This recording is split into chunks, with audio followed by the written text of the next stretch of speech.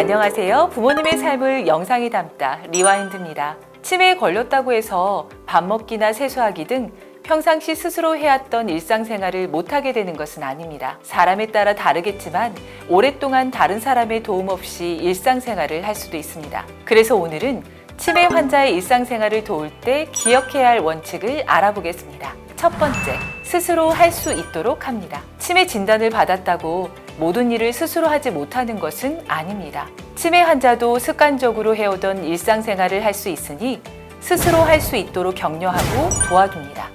일상생활을 스스로 하거나 적은 도움만 받는다면 스스로 할 수 있다는 자신감을 갖게 되어 오랫동안 독립적인 생활을 할 수 있습니다. 이를 위하여 가족들은 옆에서 계속 칭찬하고 자신감을 북돋아 줘야 합니다. 두 번째, 도움이 필요한 동작은 옆에서 보조해 줘야 합니다. 일상생활을 스스로 하는 치매 환자라도 치매가 진행될수록 늘 하던 일도 가끔 실수를 하게 되고 어느 순간부터 다른 사람의 도움이 없이는 못하게 됩니다. 가족들은 치매 환자가 스스로 할 수 있는 것과 할 수 없는 것을 미리 알고 있어야 합니다. 특히 할 수 없는 일은 얼마나 도와줘야 하는지도 파악하고 있어야 합니다. 치매 환자에게 너무 많은 도움을 주면 할 수 있는 일도 스스로 안 하게 되어 결국에는 못하게 되고 반대로 충분한 도움을 주지 않으면 계속되는 실수로 인해 좌절감을 느끼게 됩니다.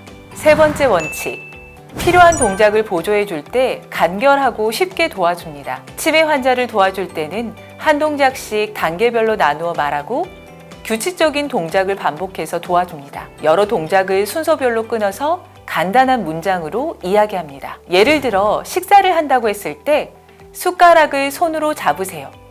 음식을 떠서 입 안에 넣으세요. 음식을 씹으세요.